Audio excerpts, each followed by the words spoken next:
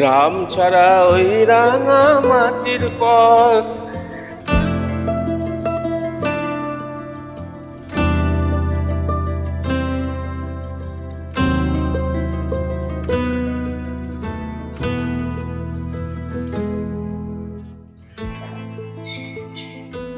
এখন সবাই বলে প্রকৃতিকে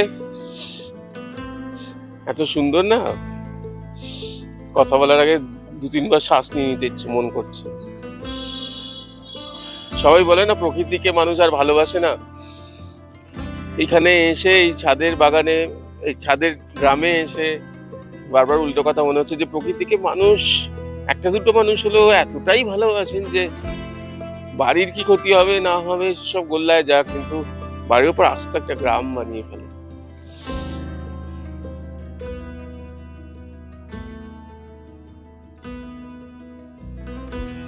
গ্রামের ভেতর দিয়ে হাঁটছি, এক অজানা গ্রাম, যে গ্রামে বাঁশঝাড় রয়েছে, যে গ্রামে তাল গাছের মতো গাছ রয়েছে, তাল গাছ রয়েছে, খেজুর গাছ রয়েছে, আরো কত বড় বড় গাছ রয়েছে। উপরে মাথা তুলে দেখতে হচ্ছে, নিচে দুব্বো ঘাস, পা দিচ্ছি, খালি পায়ে রয়েছি। এই গ্রাম বললে বিশ্বাস করবেন দক্ষিণ কলকাতার গ্রাম। এই গ্রাম বললে বিশ্বাস করবেন ভবানীপুর কালীঘাটের কাছে একটি গ্রাম। বললে বিশ্বাস করবেন এই গ্রাম চারতলার উপরে, বাড়ির ছাদের উপরে আস্ত একটা গ্রাম।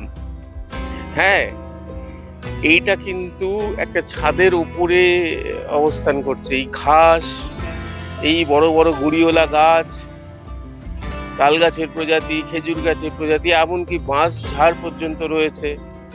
এই যে তাল গাছ, এর টবে লাগানো নয়, মানে আমি দেখে অবাক হয়ে গেছি।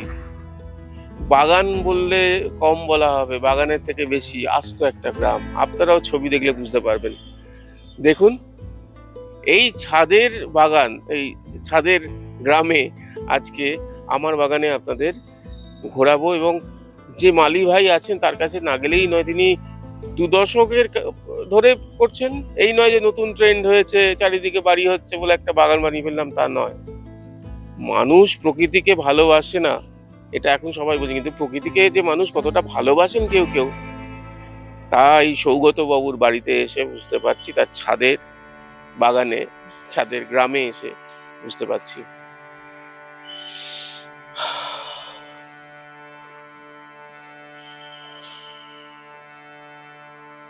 দেখতে পাচ্ছেন পুরো একদম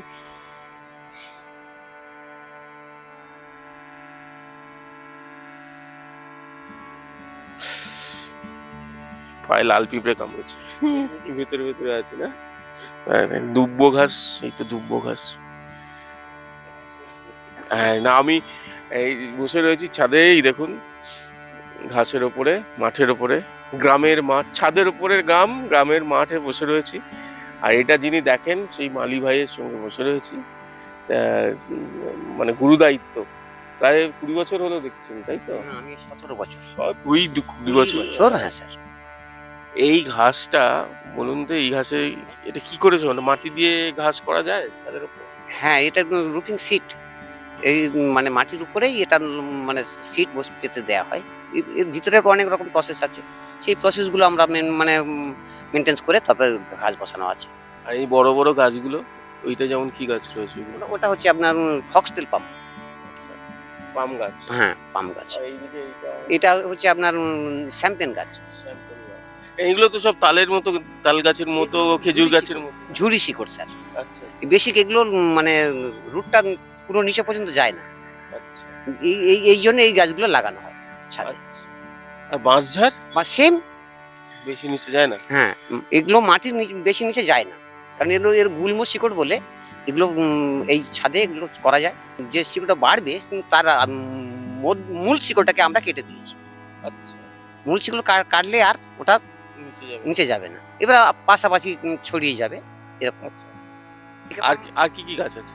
আর কি গাছ বলতে গেলে স্যার কামিনী গাছ দেওয়া আছে, তারপরে আপনার এরিকা পাম আছে, তারপরে সবেদা গাছ আছে, আম গাছ তো আর দেখলেন আপনি, ও গাছও আম হয়েছিল। এটা হচ্ছে লালদো ফলা যে গাছটা বলে, সেই গাছটা আমরা একটা আম খেয়ে নিয়েছি, আবার মুকুল আসবে, আবার হবে, মানে সারা বছরে 2বার হয় স্যার। তো আর মানে গাছ তো অনেকই রয়েছে, ফুল গাছ ছাড়া এগুলো মানে কি কি গাছ রয়েছে যেগুলো শিকড়, সব শিকড়ই কি এই গুল্ম শিকড়? হ্যাঁ, আমরা বেশিরভাগটা ছাদে যেগুলো গাছ সাধারণ চাষ করতে হয় সেগুলো গুল্ম জাতীয় শিকড়ের উপরেই আমরা না হলেই বিপদ। না হলেই বিপদ। তাহলে ছাদ তো লিক হয়ে যাবে। সেই কারণে আমরা এইভাবেই আর বর্ষাকালে যখন বৃষ্টি হয় বর্ষাকালে ওই সেইভাবে রুফিং সিটের সঙ্গে সেট করা আছে। ওই জলটা আমাদের পাইপের মাধ্যমে নিচে চলে যায়। হ্যাঁ। এই দেখুন এইখানে আমাদের আচ্ছা, সেট করা আছে, ওইভাবেই চলে যায়। এইটা কি গাছ পিছনেরটা? এটা সবেদা গাছ স্যার। হ্যাঁ। এইটা একটা টবের মতো বসানো, এটা একটা টবের মধ্যে বসানো হয়েছে। কারণ এর এটা হচ্ছে শিকড়টা হচ্ছে না, আমরা এটা তুলে নিয়েছি। এটাও তো মানে করা যায় ওই একই। এত বছর হয়ে গেছে এখনো পর্যন্ত ছাদের কোনো ক্ষতি কিছু হয়নি। সবাই আহ, সবাই যেটা ভাবছে আমি জানি যে এইটা করা তো ছাদের ক্ষতি। স্যার আমরা 20 বছর পরে মানে তুলে ফেলার চিন্তা ভাবনা স্যার করেছেন। আমরাও তো সেই স্যারকে তাই তো মানে বলেছি যে স্যার এতদিন রাখা যাবে না, এরপরে ছাদের প্রবলেম হতে পারে। স্যার সামনের বছরই একে তুলে নিয়ে আবার নতুন করে আবার পাতা হবে। মানে নতুন করে আবার পুরোটাকে করে হ্যাঁ, নতুন করে ফের আবার গাছ বসানো হবে। এই গাছগুলোকেই আমরা সেট করব। কি যে কিরকম যত্ন করতে হয় গাছগুলো? কোন গাছগুলো? এই গাছগুলোকে হ্যাঁ। যেমন স্বাভাবিক আমরা জল ফল দিয়ে দিই সেইভাবেই সবটাই ন্যাচারাল। আমাদের কোনো রকম কিছু করতে হয় না। আচ্ছা, এই যে গাছটা রয়েছে গাছটা ওইটা ওই একই স্যার, ওই জল ফল দিয়ে গেলেই হয়ে যাবে। জল হ্যাঁ হ্যাঁ হ্যাঁ। সারটার কিছু দিতে হয় না, এগুলোতে মানে এগুলো তো রাখি গাছ। যে রাখি গাছের উপরে আমাদের খুব মানে চিন্তা করতে হয় না। টবের গাছের প্রতি আমাদের আলাদা কেয়ার করতে হয়।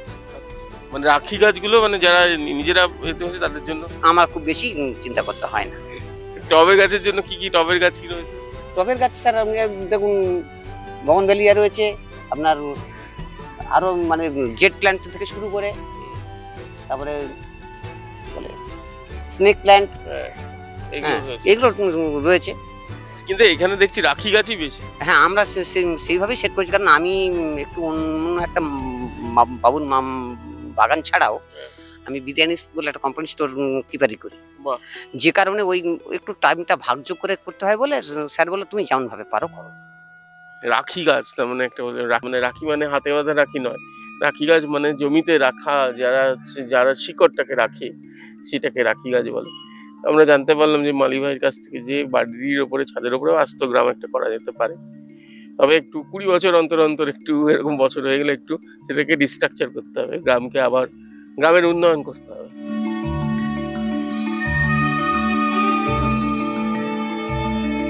ভূতের রাজা দিল বর, জবর জবর 3 বর 1 2 3। বাঁশঝাড়ে শুটিং হয়েছিল মনে আছে? ভূতের রাজা আসছে আস্তে আস্তে। আমি জানি না রাতের বেলা এখানে কিরকম লাগে, কিন্তু এই যে সৌগত বাবুর বাড়ির ছাদের গ্রাম, সেই গ্রামে আসতো দেখুন বাঁশঝাড়। আচ্ছা, আপনারা নিশ্চয়ই সবাই মনে মনে ভাবছেন এই যে এত বড় বড় গাছ লাগিয়েছেন তার যে শিকড় বাকড় ইত্যাদি ছাদের যা ক্ষতি করবে, তার থেকে আবার না লাগানোই ভালো। দেখুন, আমি যা বুঝলাম বা আপনারা যে কথা যা শুনলেন, যদি সত্যিকার একজন ঠিকঠাক দেখভাল করার মানুষ রাখা যায় এবং ভালোবাসা যদি ঠিকঠাক থাকে, তাহলে বটসত্ত্ব তো এমনি হয়, বটসত্ত্বও লাগানো যায়। এবং দিন হয়তো এমন আসছে যে দিন দেখবেন যে গ্রামের সংখ্যা কমে যাচ্ছে বা গ্রামেতে যাওয়ার মানে শহরেই থাকতে হচ্ছে, ছাদের উপরে এরকম আস্তে একটা গ্রাম বানিয়ে নিতে হচ্ছে, যেখানে ঘাস রয়েছে, যেখানে এই সমস্ত গাছগুলো রয়েছে, খেজুর গাছ, আরো কত কিছু দেখেন, আম গাছ রয়েছে, আম ফলে যেখান থেকে এখন আম দেখাতে পারলাম না। এই আম গাছ রোদ্দুর পড়লো, জ্বলে গেলাম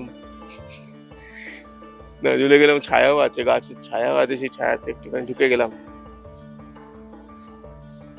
আমি জানি না কি ছবি আপনারা দেখছেন, কিন্তু ঘটনা হলো এখানে ছায়া আছে, রোদ আছে, ছায়া রোদের খেলা আছে। গ্রামে একান্ত যাওয়ার যদি উইকেন্ডের সুবিধাও না হয়, ছাদে চলে আসলেই গ্রামে যাওয়া হয়ে যায়, সেটা প্রমাণ এই বাড়ি। সুরজিতের সঙ্গে প্রীতম দে, ক্যালকাটা নিউজ।